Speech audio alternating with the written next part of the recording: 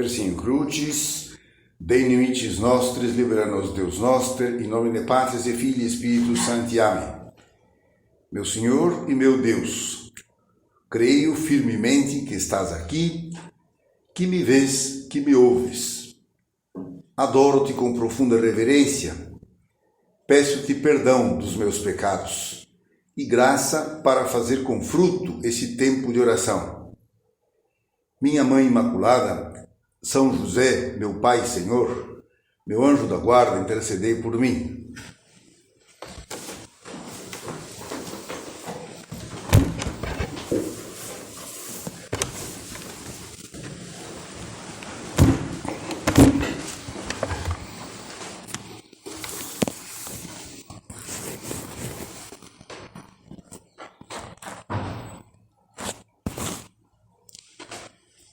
Sabem que tem uma coincidência, entre aspas, interessante, que quando se numerou a Sagrada Escritura, apareceram que em determinados números coisas importantíssimas. Concretamente, eu que sou engenheiro, sempre achei curioso que no 3, 14, 16, que é o Pi, né?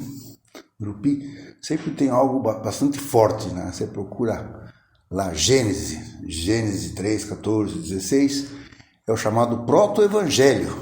Um pedacinho desse tamaninho que já abre, descortina toda a profecia sobre o Novo Testamento, sobre a concepção da Virgem, o menino, o Redentor, o Messias, a salvação. 3, 14, 16. Né?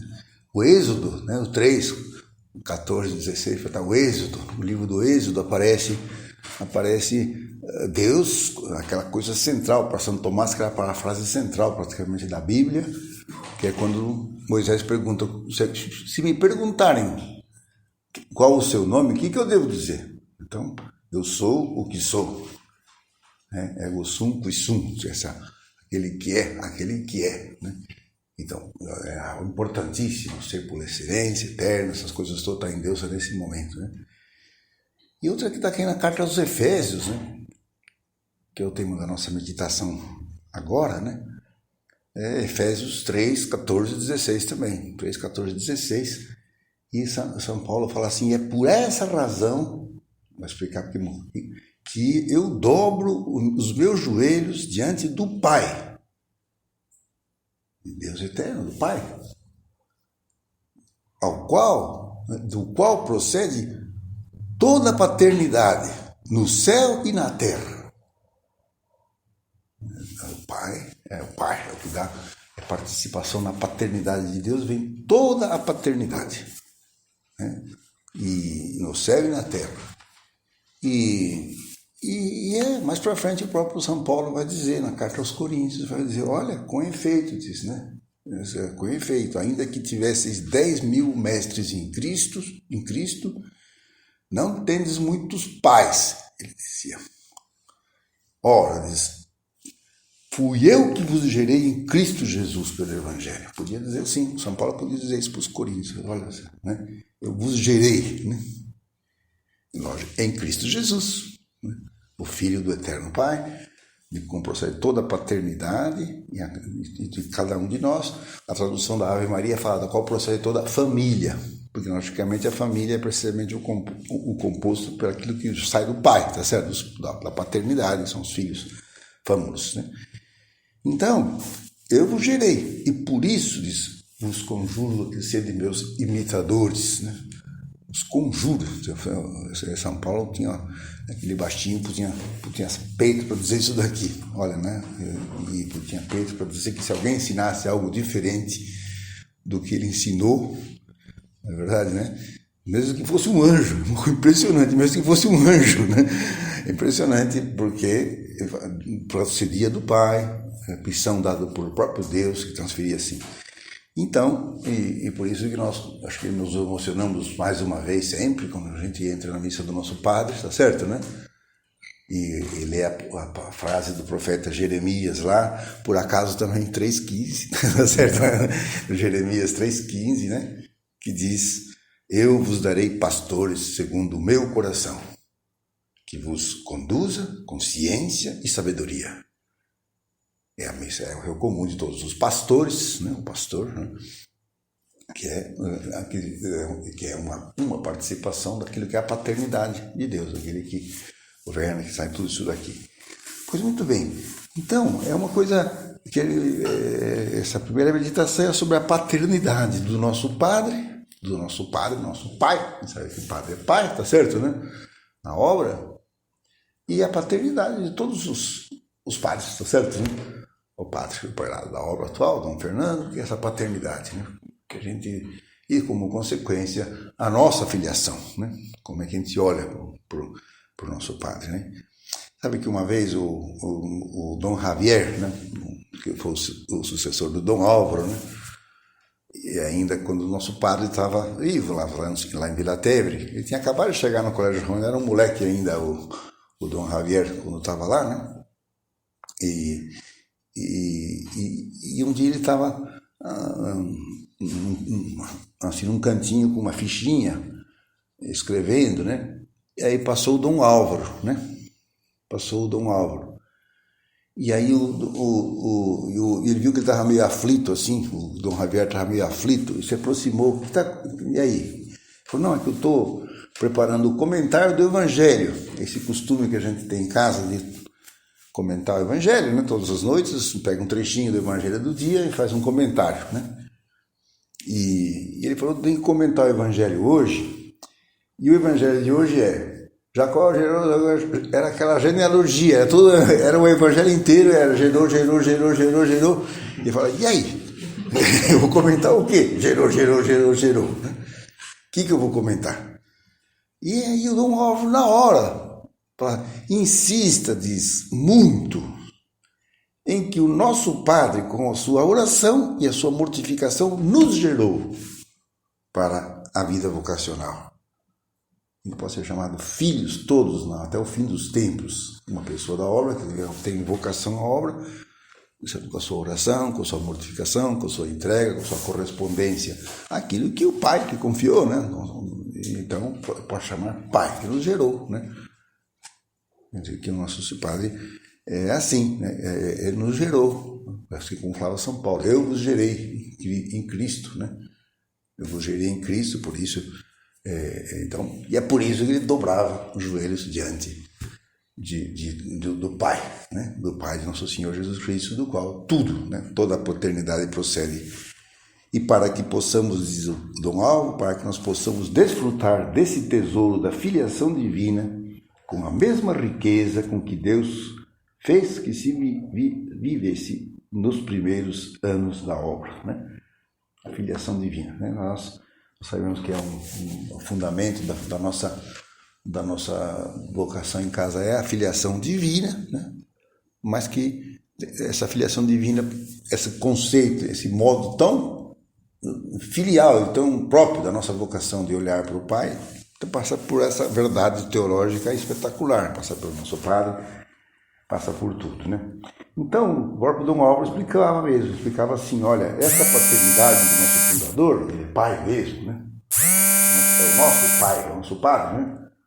Essa paternidade do nosso fundador reside agora e a exerce na terra esse vosso Padre. A Dom Álvaro falando quando era padre, né? Começou lá, né? O nosso Padre, agora sou eu, né? Ele fala assim, meditai nisso. A paternidade de Deus, a do nosso Padre e a do Padre, quem quer que for ao longo dos séculos, né? Depois Dom Álvaro sabia, depois dele virar, vem Dom Javier, vem Dom Fernando, e lá tem Padre até o fim dos tempos na obra, né? Então toda a paternidade na obra, né? Não são paternidades diversas, não é outra pessoa, né? É outra paternidade, né? Mas a mesma que existe em Deus em plenitude infinita. Deus que é Pai. Então toda a paternidade procede dali. Uma participação na paternidade divina, né? E ele diz, infinita e é participada por quem ele amou de modo limitado, que corresponde às criaturas, né? Vede que o espírito de filiação divina para os filhos de Deus no Opus Dei é inseparável da filiação ao Padre, né? Por isso, é o que eu vos assinalei algumas vezes, que se não fordes bons filhos do Padre, né? E se não fôssemos todos bons filhos do nosso Padre, não poderíamos ser bons filhos de Deus, né? Que é normal, né? Acho que vocês podem dizer a mesma coisa dos filhos de cada um de vocês, né? Se não são bons filhos de vocês, não são bons filhos de Deus, porque a paternidade vossa, quanto tal, pertence à participação, à filiação na paternidade divina. O que não for participação na paternidade divina não é paternidade também em vocês, é outra coisa, é abuso de autoridade, sei lá o que for, tá certo? Né? Isso não é paternidade, o pai é pai, tá certo? Não abusa, né? Então, o Padre fala, rezai por mim, para que eu seja bom filho do nosso Padre e bom Padre, né, dos meus filhos, bom pai dos meus filhos. Rezai muito por minhas intenções. Então, eles falavam do Álvaro, e a ideia, essa verdade é a mesma para todos os padres, e portanto para todos nós que somos filhos, né, do Padre, do nosso Padre. E se de verdade a gente vai cada vez mais entendendo o que significa ser bons filhos do nosso Pai, né? Do mesmo modo que, com frequência, esse exercício tão bom que a gente faz de recordar os nossos pais na Terra, né? Os nossos pais, né? E a gente percebe como que a gente herdou, de certo modo, as coisas, quanta coisa boa que a gente herdou dos nossos pais. E todas essas coisas boas procedem do nosso Pai que está no céu, né? Que nosso pai, o nosso pai terreno, nesse ponto, conseguiu identificar-se, ser pai mesmo de verdade, né? Sei lá, cada um descobrirá as qualidades que tem os seus filhos. Se o nosso padre dizia que uma pessoa do Opus Dei, 90% da sua vocação se deve aos seus pais aqui na Terra, 90%, ou seja, é um tesouro impressionante, tá certo? É um tesouro impressionante, porque souberam ser pais, né? Então, o nosso padre fala assim, por isso eu vos convido, Dom Álvaro dizia, por isso eu vos convido que nos proponhamos a viver delicadamente a filiação ao nosso Padre e ao Padre, a quem quer que seja, que faça cabeça na obra ao longo dos anos. Que sejamos uma família muito unida, né? Essa é uma consequência importante, né? Todos somos filhos de Deus, né? E somos filhos do Padre, né? Aqui na Terra, essa partezinha da igreja, né? Que lá o Dom Newton falava lá no missa do sábado, né? Que a obra é uma parte dessa família de filhos de Deus, que é a igreja, esses filhos de Deus no Opus Dei que somos nós. Então, cada vez, quanto mais a gente conhece, aprofunda, desenvolve a vida do nosso Padre, do Padre, dessa verdade dogmática, teológica profunda, e não fica só na verdade, mas que de verdade depois na prática, tá certo? Vai incorporando, vai sendo bom filho. Também, por nossa vez, seremos também, certo? Bons pastores e bons filhos, bons pais, né? Não só os supernumerários, que são pais dos seus filhos, para formá-los, educá-los, corrigi-los, compreender, fazer aquilo que faz um pai, mas também desse pusilos gregos que o Senhor nos convia, né? Todos, né? A todos, o pai falava que todos nós temos que, nas nossas mãos, como um pusilos gregos, uma pequena grei daquelas pessoas que o Senhor nos confiou, né? Em primeiro lugar, né? Os nossos irmãos em casa, né? Evidente, né? As pessoas de casa são, né? A gente é ovelha e pastor em casa, ou seja, também somos filhos, nós somos irmãos, também como todos, filhos mais velhos. Outra expressão que o nosso pai nos usava, até por lado que tinha acabado de apitar, e falar assim, olha, nós temos que ser todos como filhos mais velhos. O filho mais velho é aquele que sente a responsabilidade do outro, né? E a gente sabe que essa idade que dá responsabilidade, que dá pela família, é uma idade interior de maturidade. Quantas pessoas, garotos, com 14, 15 anos, você vê que ele é um chefe de família praticamente já. Por quê? Porque aprendeu a ser bom filho de Deus, né? Responsável, profundo, trabalhador, que sabe reconhecer as responsabilidades que tem e se pode confiar na pessoa. Então, em casa também, né? Eu lembrava do Dr. Xavier, recém-apitou com 18 anos, né? Começando a faculdade de Direito lá em Saragoça, né? E o nosso padre o nomeou diretor do centro, né? E, nossa, né? E daí saía com os chefeiros, às vezes, às vezes até com tudo aberto no carro para que reconhecesse, para que visse o doutor Xavier junto com o nosso padre, para que não, eu posso achar que eu confio nele, certo, né? E podia confiar mesmo, né? Podia confiar, porque de fato já revolucionou todo o trabalho apostólico lá.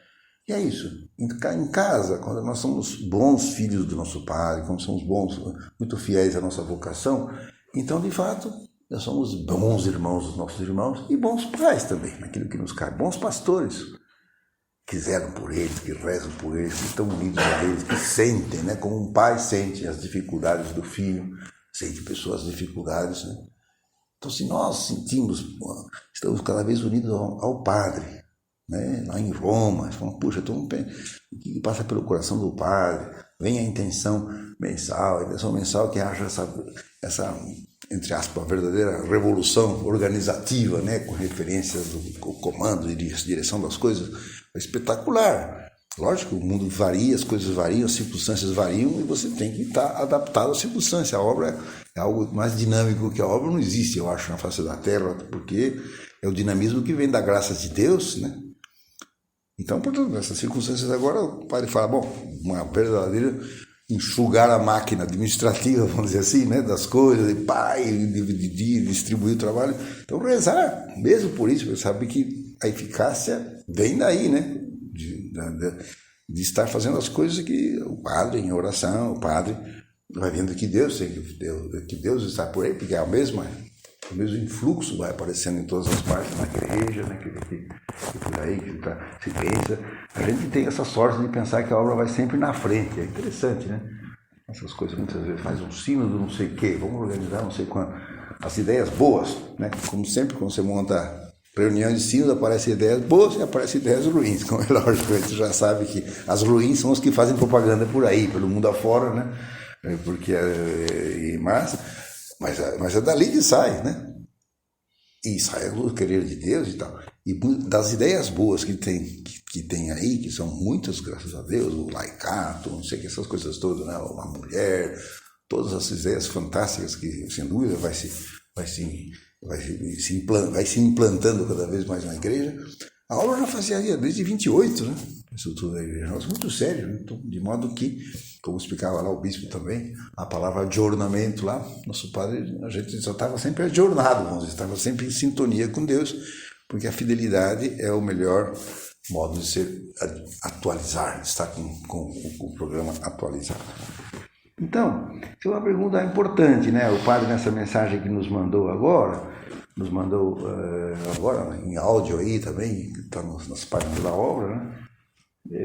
Tirava uma consequência prática dessa filiação, que é realmente a fraternidade, que a gente meditará um pouquinho mais na segunda meditação, e falava, olha, vivendo essa bendita fraternidade que conduz vocês a uma doação contínua aos outros, né?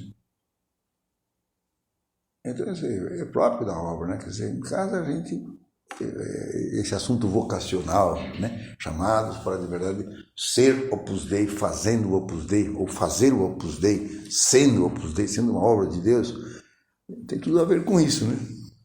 Quando nós nos colocamos na presença de Deus, falar, o Senhor me chamou aqui, que a gente se entrega na obra para fazer a obra mesmo, né? Então a obra, né, Dom Javier, né, o terceiro padre, aí falava, mais do que nunca a obra está nas nossas mãos, né? Está nas mãos de cada um de nós, né? E era de cada um mesmo, né? E aquela mesma expressão que o nosso padre pegava aqueles primeiros, né? Agora há pouco eu li um artigo que saiu na última crônica do Renzo, um italiano que morreu aos 92 anos, né? E foi o primeiro que apitou em Milão, né? Então, e ele escreveu um artigo e aí morreu um pouco logo depois, essas coisas, né?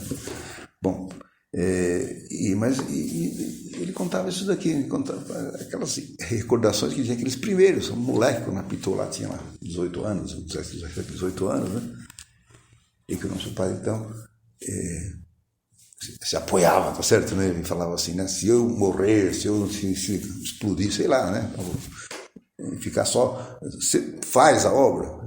E nosso pai tinha certeza que a pessoa que tinha vocação à obra Se ele morresse, qualquer um dos seus filhos, fiel ao espírito da obra, fazia a obra nascer outra vez, implanta a obra outra vez, toca a obra em frente. Né?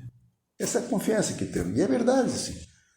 Quando nós estamos entregues na obra, temos toda a vocação, está tudo no DNA mais profundo da nossa vida, precisamente esse espírito de abertura, de secularidade, de amor, de liberdade, de empenho, de audácia.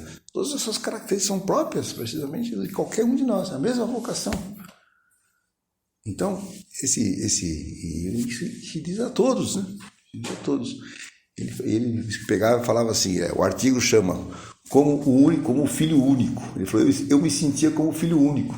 Cada vez ele conhecia mais gente da obra, mas cada vez que o nosso pai se dirigia a ele, parecia, não, eu sou filho único. Né? Como eu sou, e os outros se sentiam, todo mundo se sentia como se fosse filho único. Porque essa paternidade, quando é verdadeiramente paternidade, é assim, cada filho é como se fosse o único, né?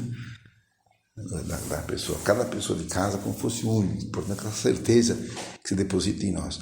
Então aí vem todas essas disposições da nossa alma, né? Disposições da nossa alma que leva a ter uma atitude forte, né?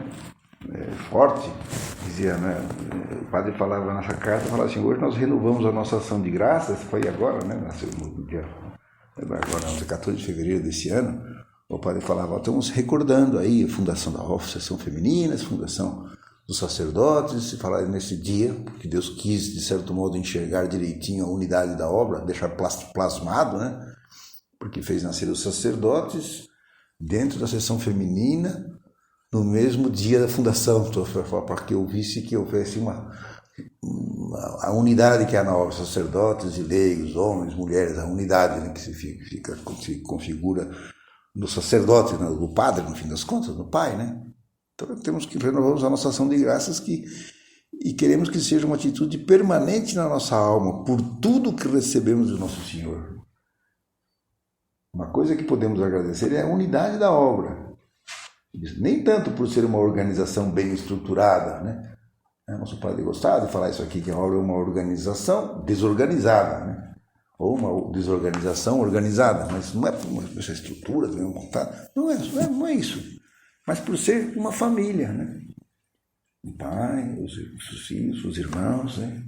Irmãos de verdade, né? Uma unidade fruto do amor. Todos os dias rezamos com as palavras de Jesus. Ut omnes unum sint, sic tu pater in me, et ego in te. Sejamos todos, a palavra do nosso Senhor é que todos, né, sejamos um bloco só, né, como é o Pai, o Filho no Pai, o Pai no Filho, né? Assim também sejamos todos, né? Um bloco, né? E o nosso Senhor despede essa unidade para nós, né? A mesma unidade de Deus para cada um é o que pede. A unidade da obra é uma realidade viva, fruto da condução do Espírito Santo. É um grande dom, mas também uma grande responsabilidade, né? Então, de fato, é assim, né? Tocou em um de nós, tocou na obra, vamos dizer assim. Tocou na igreja, tocou em Deus. Essa atitude profunda, assim, né? Me veio à cabeça esses dias, pensando nisso, né? Do carinho que o nosso padre tinha, e como que na obra somos um bloco, assim. Um episódio que eu também, muitos anos atrás, lá no Colégio Romano, eu vi lá de um dos primeiros da obra, né? Já estava velhinho, mas ele contou que quando conheceu, quando ele apitou, ele era jovem, né? Era jovem, e ainda morava lá, e de fato morava perto do nosso padre, né?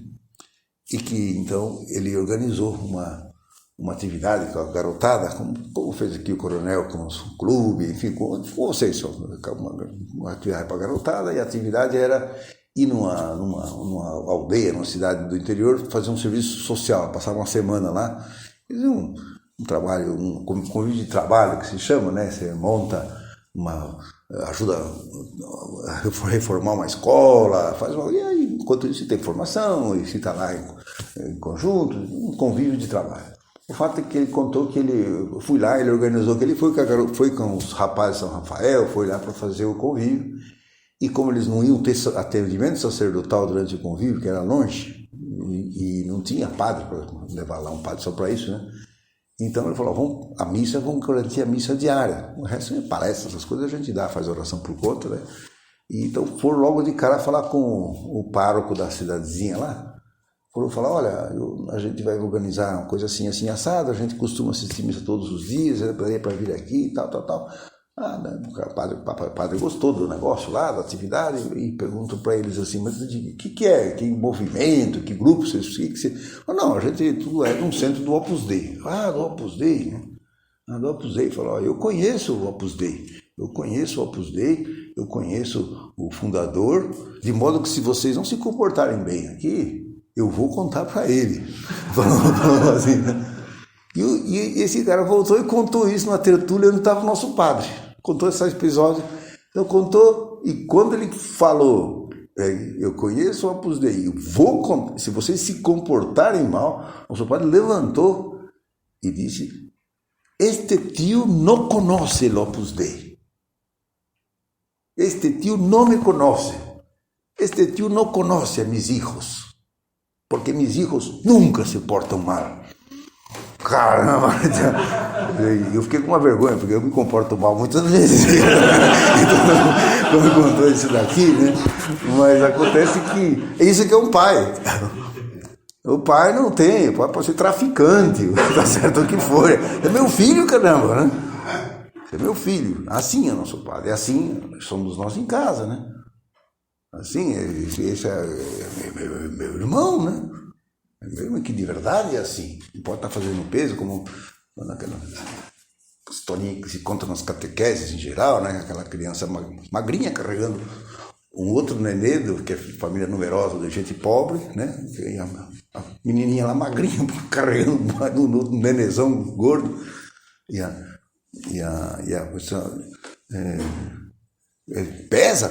Perguntaram para ele. Pesa? Falou, não, é meu irmão. Tem meu irmão, não pesa, né? Não pesa. Então, em casa, isso que o padre fala, agradecer a nossa unidade, porque tocou na obra, tocou na pessoa, tocou em mim, né? E aquilo, e amar, e por isso que tem esse carinho de fazer a correção fraterna quando vemos que as pessoas estão com dificuldade, né? Um caso que está talvez não correspondendo, assim como pode acontecer conosco, virou mexente, pode dar aquela baqueada e ficar meio acomodado, mediocrizado, ficar meio tal, puxa vida, né? E que bom estar em casa que alguém nos chama e nos puxa, e nos sustenta, e nos levanta, e nos acorda, nos desperta, reza por nós, se mortifica e puxa para cima, né? E que a mesma coisa temos que fazer com os outros, né? Quantas vezes não se faz essa comparação, né? Que nós somos como que cartas, né? De um baralho, né? Cada uma dessas cartas é pouca coisa em si, não consegue ficar em pé sozinho, vamos dizer assim. Mas a gente se apoia de verdade um outro, se apoia no outro e deixa que o outro se apoie em nós, né? Então, aquilo se reforça aquela estrutura, se pode fazer um belo de um palácio, né? Então eu pedi a Nosso Senhor, né, nesse intervalinho, enquanto fazia o nosso exame, esse exame de consciência. De fato, nasceu no fundo do meu coração, cada vez está mais funda essa consciência da minha filiação divina, na obra, da filiação ao Padre, e essa consequência tão profunda que é essa fraternidade de verdade, não essa fraternidade humanitarista, vamos chamar assim, da Revolução Francesa, mas é uma fraternidade para valer, no fundo da alma, da mesma vocação, a mesma graça, o mesmo tudo, o mesmo Pai aqui na Terra. Que Nossa Senhora então nos ajude.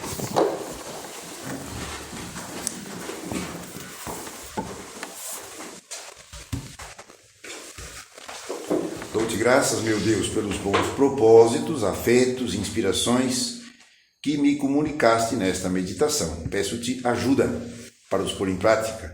Minha Mãe Imaculada, São José, meu Pai e Senhor, meu anjo da guarda, intercedei por mim.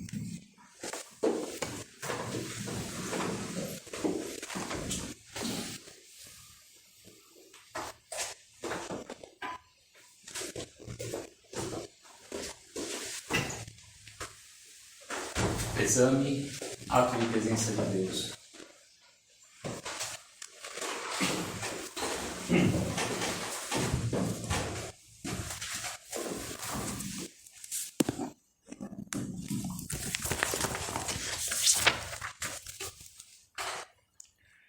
Não quero viver senão para ser bom pai de cada um, de cada uma, participando a pensar das minhas limitações da paternidade amorosa de Deus.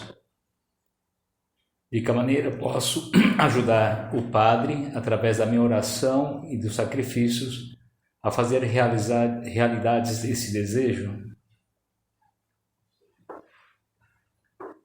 A união com o Padre me conduz a um amor profundo ao Papa e toda a Igreja.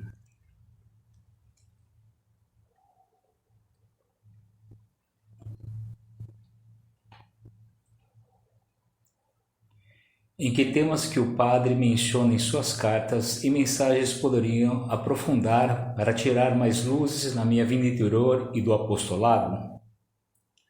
Levo-os com certa frequência à oração.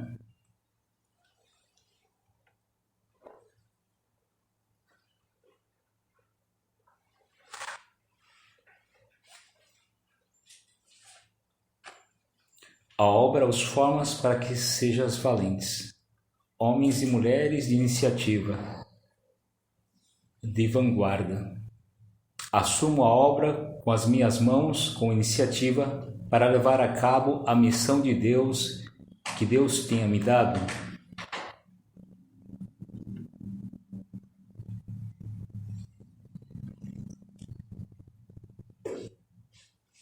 O amor coeso, íntegro e diferente. Da beleza essa união.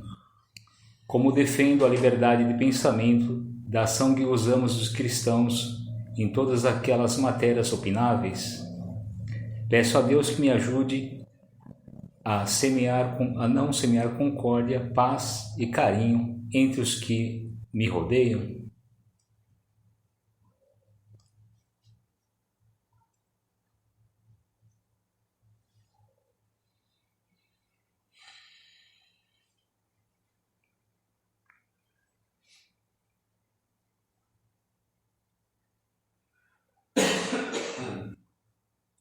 Me fez tudo para todos. Se escutamos aos demais e tenho o cargo da complexidade das situações que vive quem nos rodeiam, como poderia crescer em empatia e compreensão, evitando julgar sem necessidade as condutas dos outros?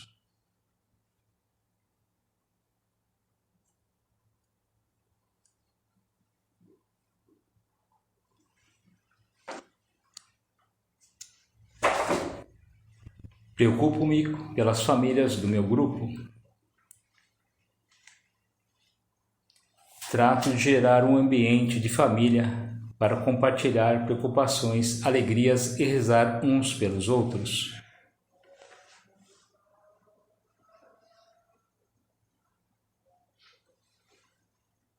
Sonhai e ficareis aqui. Sonhemos juntos os projetos apostólicos que compartilho no meu grupo. Em que sonhos os demais poderiam ilusionar-se?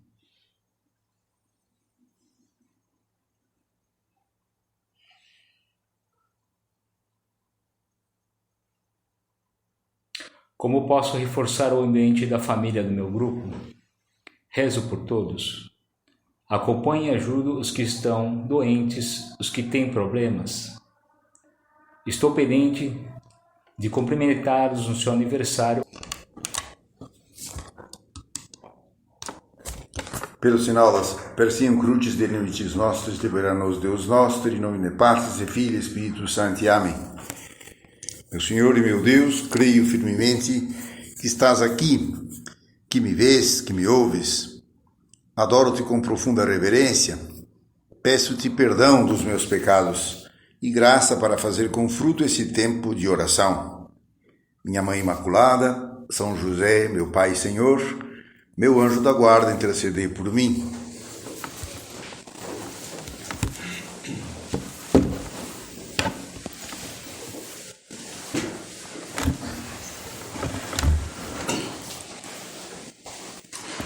Antes eu falei dessa coincidência que naquele número, naqueles versículos, se encontram coisas muito densas em geral, né, na Sagrada Escritura, por nossa providência, será que coincidência?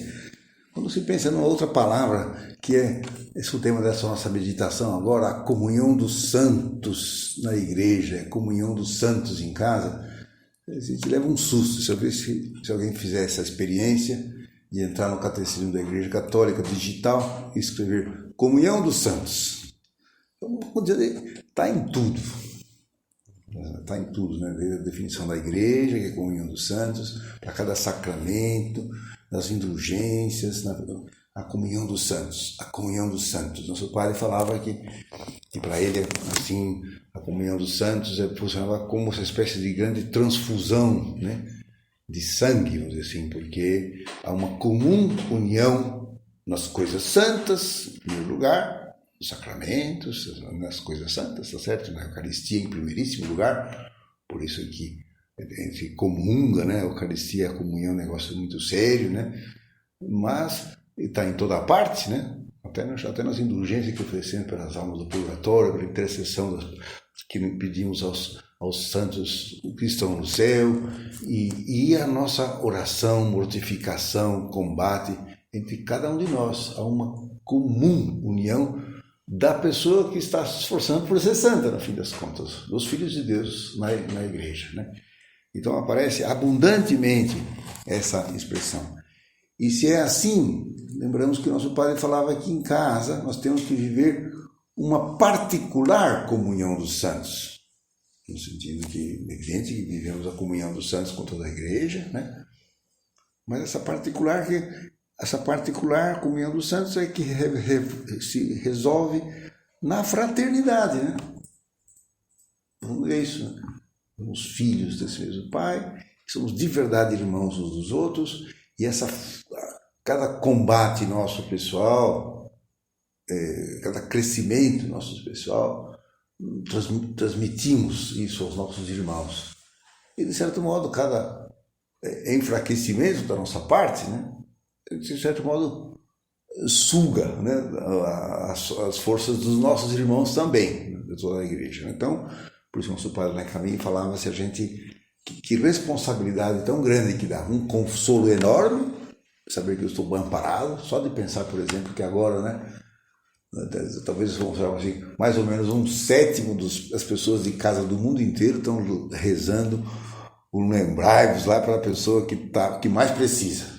No mínimo isso, tem muito mais, né? Mas para a pessoa que mais precisa em casa, lembrai-vos, né? E se um dia você olha assim, puxa, o negócio aqui está preto, estou precisando de muita graça de Deus hoje, porque sei lá o quê, né? Pode acontecer, só de pensar que... Então, se a gente um dia pensar que, como aconteceu com aquele supernumerário, né, que famoso, né, que na Guerra das Malvinas, lá nos anos 80, né, Guerra das Malvinas, era piloto de caça lá dos argentinos, né, e ele vai lá para atacar lá, e de repente é alvejado, né, alvejado, quando ele mesmo percebe que está voando de cabeça para baixo, os companheiros olham para ele e veem que ele está voando de cabeça para baixo, né? Né? E o pior, então, que ele pegou e ejetou para baixo. Então, quando estava quase no mar, ele se ejetou para baixo. Então, claro, o pessoal dando por morto, né? Pela situação, né? Pelo impacto, não tinha tantas coisas mais que sobre a visão. E que ele pensou, naquele momento eu pensei, né? Pô, se tem alguém que está precisando o cara que mais precisa, eu acho que na obra sou eu, então eu devo tá chegando tudo para mim. E de fato, né, cair naquela água gelada, as águas geladas, que pode dar hipotermia, perto das Malvinas, lá bem no sul, né? E ele não sabia onde estava, chutou um rumo qualquer lá e começou a nadar num certo rumo, foi nadando, confiando. E de fato, na verdade, depois foi encontrado lá numa praia, etc., 2 ou 3 dias depois, então já tinham dado por morto, mas ele não morreu. Bom, não sei, essa história me veio agora na cabeça, eu não contei direito, mas seja como for, né, uma coisa, de fato, né, em casa é assim, de fato isso acontece, né, de fato quando nós de verdade vivemos essa particular comunhão dos santos, dá uma enorme força no nosso apostolado, e essa certeza, né, que a graça da luta de tantos irmãos nossos no mundo inteiro chega, né, para nós. E que também a minha luta, o meu esforço, o meu crescimento, o meu desenvolvimento, por essa comunhão dos santos, chega até os demais. Então, é por isso que vale a pena, nesse contexto, reouvir essa que o Padre nos disse, né, que olha, que vivendo essa bendita fraternidade que conduz a vocês a uma doação contínua aos outros. Né? A gente, quando se dá de verdade, não estamos pensando em receber nada de troca, é doação, né? A gente se dá. Mas na verdade, quando a gente realmente está totalmente aberto, nos doamos, então recebemos um monte nessa hora. Então, está todo mundo se doando, todo mundo se entregando, né? Então, de fato, é assim. E por isso, na prática, pensando nessa verdade profunda, então temos que aplicar no nosso dia. Como é que está a minha particular vida de irmão em casa, dos nossos irmãos? Sou irmão dos nossos irmãos. Como vive a fraternidade em casa, né? O Dom Álvaro gostava de uma carta que nos mandou em janeiro de 80, no número 37 dessa carta, ele é sobre a fraternidade, né? Dizia o seguinte, olha, depois de esclarecer os princípios próprios dessa vida em casa, de comunhão mais particular com os outros irmãos em casa, ele fala assim, como um roteiro desses princípios, pergunta-te também, pode ajudar um roteiro a fazer um exame de consciência pessoal, ele pergunta-te também isso, como eu me comporto na casa onde eu moro? Como eu me comporto na casa onde eu moro, né? É como se quando olham para mim, falam, pô, esse cara tá lutando, né? Às vezes a gente entra era legal, às vezes lá no retiro de gente mais velha, né? O cara vai lá com bengalinha, aquele negócio todo, né? Tem tosse pra caramba, né? Mas você olha, né? E você bate o olho naquela pessoa de casa, né? O cara que tá lá com suas artrites, com suas coisas todas já. Mas você vê que aqui tem luta lá dentro mesmo, né? Aí o camarada está na presença de Deus, está pedindo, está oferecendo, está querendo captar, está querendo entender, está pedindo luzes a Deus. E tem luta, né? Isso é uma coisa espetacular, né? E a classe da santidade está precisamente na luta, né? E que pena quando a gente, de fato, né, naquele momento, de repente se vê, sabe, até gente até jovem, né? Não tem. E você vê que está lá e se deixa arrastar por, sei lá por o quê, né? É que eu estou cansado, é que eu estou não sei o quê, né? E aí aquilo puxa por baixo, né? Quantas vezes a gente lá lembrava, né? Olha, pessoal, a sala de estudo é uma espécie de fogaréu no centro. Agora que a gente dá aquela carga poderosa para a gente poder, de verdade, estrear esse trabalho espetacular de São Rafael na Casa Nova, para chegar com a sala de estudo. A sala de estudo era um negócio impressionante, né? A gente lembra, olha, lá você tem um monte de gente estudando, né?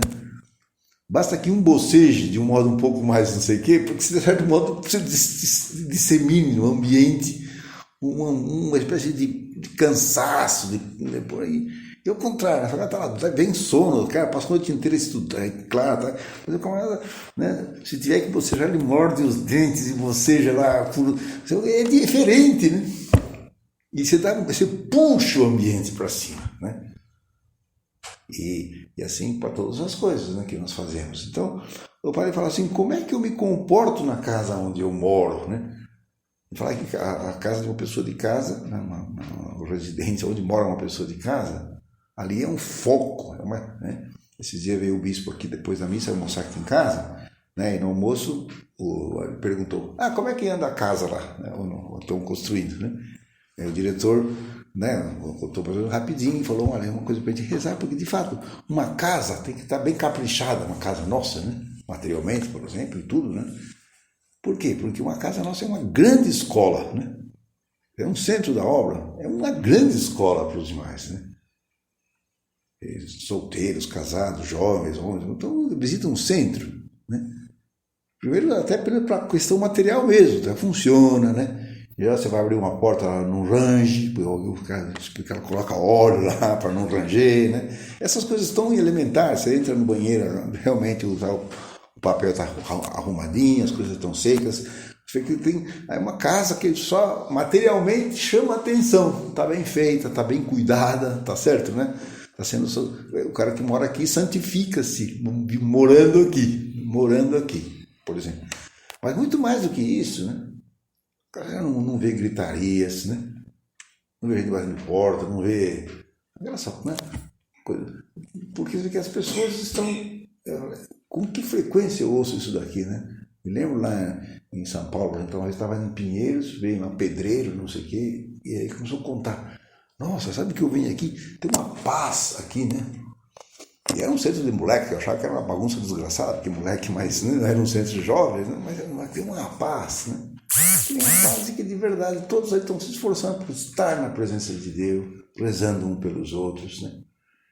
Nosso pai falava que nossas casas são assim, né? O centro é assim, logicamente, costuma ser por isso que um foco importante de radiação, mas depois, né? Me lembro dos adscritos que não moram no centro da obra, né? Um adscrito ficou mais velho lá na Espanha, né? Ficou velhinho, todo familiar, as famílias dele morreram, os adscritos moram com sua própria família. Daí o velhinho lá foi para um asilo lá. Para você cuidar, lá você tem mais recursos, né, para cuidar lá da pessoa, a circunstância que estava, era bom que ele fosse lá, né? Eu chego lá, pois olha, em pouco tempo, aquele asilo ficou um ambientaço, né? Que ele foi conversando com um, fazendo amizade com o outro, servindo o outro, pensando não sei o quê, com os outros velhinhos que estavam por lá, ganhou todo o pessoal da direção de lá, e não sei o quê, depois alguém conseguiu que construísse uma capela lá, uma coisa que não estava faltando, depois que consegui que um padre viesse celebrar a missa lá, passou um tempo, onde mora uma pessoa de casa, né? Ali você tem um lar, ali você tem amizade, você tem fraternidade, você tem essas coisas, né? Quanto acontece com o caso de vocês, né? Quantas experiências maravilhosas eu vejo de pessoa que não entendeu nada, vai visitar, né? Agora há pouco eu recebi uma dessas aí, alguém foi visitar lá um casal de supernumerários, né? Esteve lá na casa deles um pouquinho e ficou assombrado, né? Fiquei assombrado naquela casa porque todo mundo se fazia de tudo para cuidar do outro, né? Os filhos da família, os encargos, o marido para estar atento com a mulher para estar atento com o marido, uma espécie de briga, né? Quem é que serve mais aqui, né? Olha que delícia isso daqui, um contínuo amor, né? Que é cuidado uns com os outros. Então o pai fala, é um roteiro interessante para saber como é que está como é que eu me comporto na casa onde eu moro, né? Está fazendo daquilo lá mesmo um lar, um exemplo de irmãos, gente de casa, né? Sou um estímulo para a piedade dos que convivem comigo, um estímulo para a piedade, né? Por lá, né?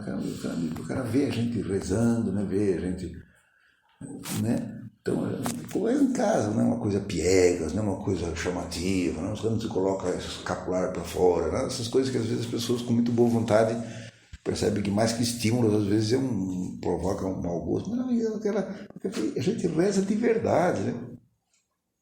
E o cara vai lá na missa com a gente, né? E vê que o resultado estimula aquele cara de casa rezando, cumprimentando o Santíssimo quando chega no centro, né?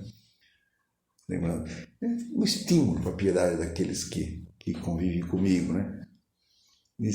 E eu demonstro com fatos essa primeira manifestação do espírito de proselitismo que se traduz em ajudar os meus irmãos a serem santos, né? Esse zelo que a gente tem entre os de casa, é importante, né? A gente se ajude, a gente se quer bem e que faz a correção fraterna, né? Que coisa legal que é isso daqui, né? Que coisa legal. Eu gostava de lá em Florianópolis, lá só tinha supernumerário, não tinha, o centro só vai atender de fora, né? Tem mesmo tanto daqui, supernumerários, né? Mas então ele já faz do comando, montaram lá o colégio, estão se virando, montaram um clubinho, botaram os cooperadores no meio para funcionar, é um negócio super legal, né? Uma coisa que eu mais gostei é que eu recebi várias correções fraternas, né? Foi que legal, né? É muito legal isso daqui, né?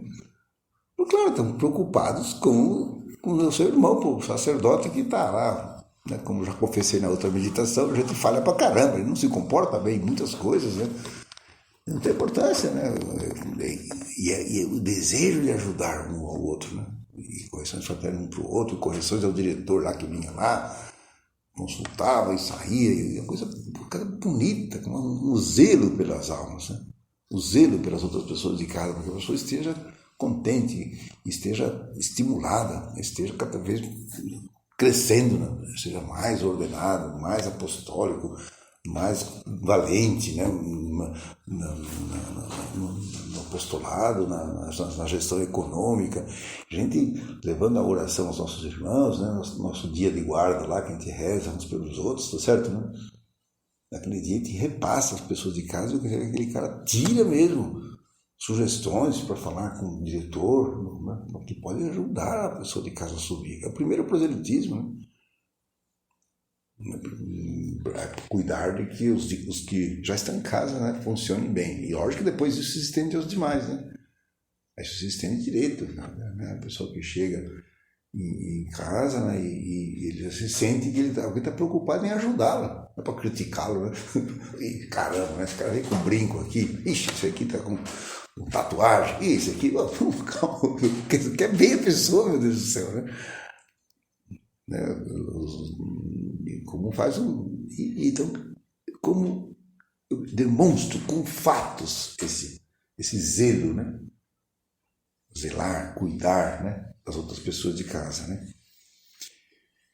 Depois, colaboro nesta tarefa de santificação com a minha vibração apostólica, com a minha alegria, com o meu bom humor, com a minha sobriedade, né? Com a minha atenção às coisas materiais, essas coisas, né? Então, pedir mesmo, né?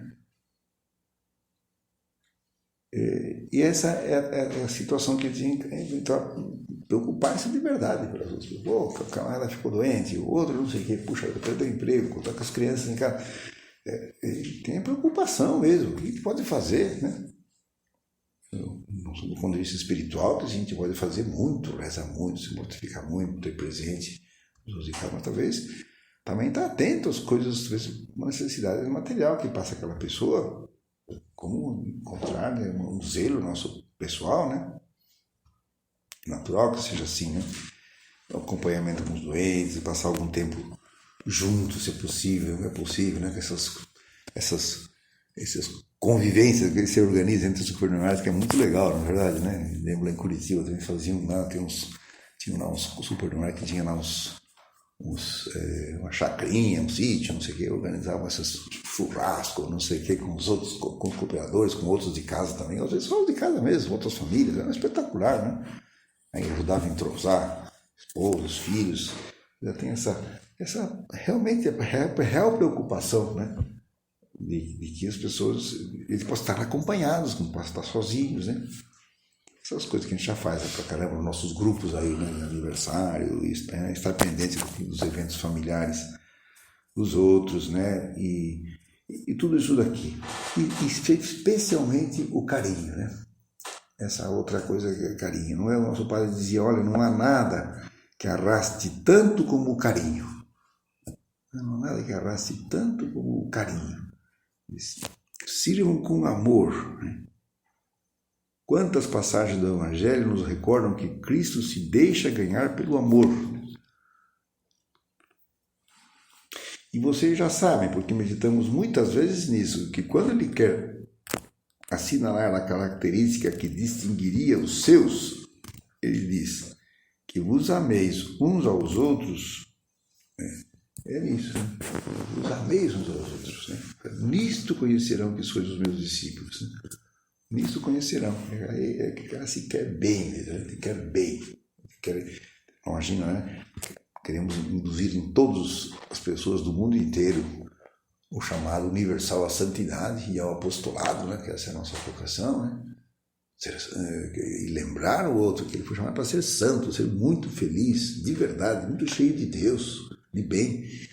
E apóstolo que transmite os seus demais, né?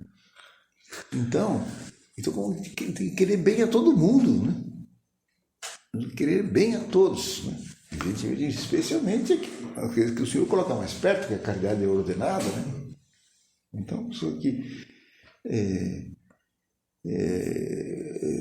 se coloca nessa disposição. Então, as perguntas para a gente fazer o nosso exame de consciência, né? E isso sim que é unidade na prática, né? A gente está lá em casa, está lá trabalhando lá não sei aonde, tá combatendo na guerra, está vendendo peixe lá nas Filipinas, aqueles pescador que é de casa supernumerária lá no outro. A gente tá ligado com todos, né? A gente está empurrando o padre lá em Roma com a nossa lutinha, vamos dizer, pessoal, né? Mas, e experimentando a força, essa força, para falar de não estar só, né? Então, para que todos sejam um, todos unum sint sicut tu pater mei et ego in te. O nosso Senhor pedia a sua unidade para nós, temos que ser nós. Todos com Jesus Cristo são uma só coisa, continua dizendo o Padre, né? O Dom Alves, perdão, né? E isso é um grande consolo, porque nunca estaremos sozinhos. Em algumas ocasiões pode parecer, porque humanamente pode ser que não tenhamos ninguém ao nosso lado, perante um trabalho, perante uma dificuldade. Mas, na realidade, sozinhos nós não estaremos nunca pela comunhão dos santos. Além disso, em casa sempre teremos alguém a quem recorrer, em quem nos apoiarmos, em quem podemos pedir ajuda ou que nos anime se estamos mais cansados. Todos temos a responsabilidade de nos cuidar uns dos outros. Por outro lado, no mundo há necessidade de Deus. Temos esta grande missão de chegar a todo mundo e transmitir aquilo que recebemos através da arma da oração e da mortificação. Assim é como nasceu o Opus Dei e é assim como vai continuar indo para frente, né? É o padre que nos fala agora em março, na 14 de fevereiro desse ano, quando estava meditando sobre a unidade na obra. Então, eu pedi à nossa mãezinha do céu, em casa, que essa consciência, né, de ser filhos de Deus em Cristo e filhos do Padre, filhos do nosso Padre, irmãos de verdade uns dos outros, e com esse germe de atração poderoso que é o carinho na prática, é o cuidado, e que atrai muito as pessoas para Deus, né? Novas vocações, novos empreendimentos, novas disposições. Que a Virgem Santíssima, então, nos ajude.